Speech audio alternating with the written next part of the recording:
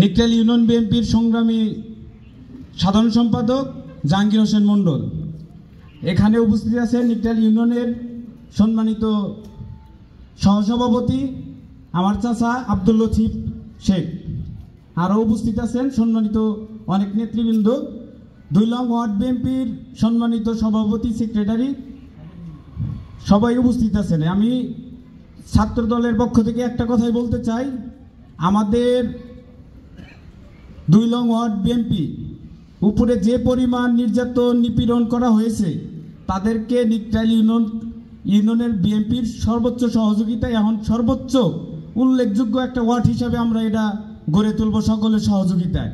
এটা আমরা সকলের সহযোগিতা চেয়ে আমরা এইটা আগামী দিনে যেন ভালো কিছু করতে পারি। আমরা যেন আওয়ামী লীগের দ্বারা নির্যাতিত হয়েছি, এখন যেন বিএনপির দ্বারায় কোনো উচ্ছৃঙ্খল পরিবেশ 2 নং ওয়ার্ডের ভিতরে না হয়, এই দিকে সকলের দৃষ্টি আকর্ষণ করে আমি আমার কথা শেষ করছি। আসসালামু আলাইকুম। আর আমার কথা হইলো, এই পলসাবাসী 2 নম্বর ওয়ার্ডের মধ্যে যারা এখানে নেতা কর্মীরা আছে, যারা দায়িত্ব আছেন, সবাই তা করে, যারা আমরা সামনে আমাদের নির্বাচন সামনে রেখে আমাদের লোকজনের দরকার আছে, ভোট আমাদের সংগ্রহ করতে হবে। কারোর সাথে হিংসা প্রতিহিংসা চলবো না, কারণ ভোটের দরকার আছে। সামনে নির্বাচন না করলে এখন শ্রদ্ধেয় কাকা নাজিমুল ইসলাম নূর সাহেব আরো অনেকেই উপস্থিত আছেন।